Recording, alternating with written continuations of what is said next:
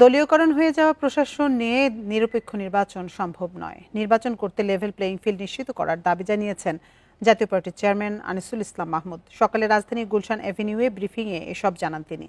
Bundle থাকলে প্রতি সেনমানিতে টাকা বাঁচবে।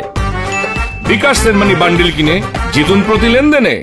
আনিসুল ইসলাম মাহমুদ বলেন, নির্বাচন হতে হবে গ্রহণযোগ্য, সুষ্ঠু ও স্বচ্ছ।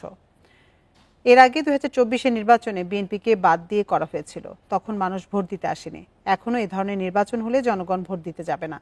জাতীয় পার্টির সামনে নির্বাচন জোটবদ্ধ করবে, তবে কোন দলের সঙ্গে হবে তা এখনো সিদ্ধান্ত নেওয়া হয়নি।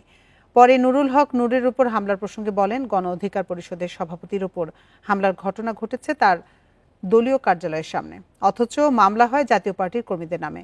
এর আগে দলের মহাসচিব ABM রুহুল আমিন হাওলাদার বলেন, পিআর পদ্ধতি নিয়ে যে মতপার্থক্য, অনৈক্য তা রাজনীতির আকাশে অনিশ্চয়তা তৈরি করেছে। নির্বাচন হবে কি হবে না তা নিয়ে সংশয় আছে বলে জানি।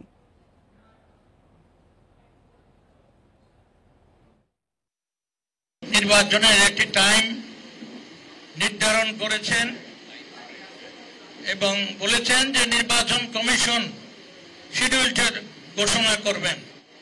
ফেব্রুয়ারির কথা তিনি বলেছেন। ইতিমধ্যে কতগুলো দল একাত্রে কাজ করা শুরু করেছেন। এটা এক বেশি একটা নির্বাচন হবে তো, কারণ বর্তমান যে আইন শৃঙ্খলা পরিস্থিতি, এই আইন শৃঙ্খলা পরিস্থিতিতে আপনার যে নির্বাচন করতে যান, সেই নির্বাচন কোনদিন নিরপেক্ষ নির্বাচন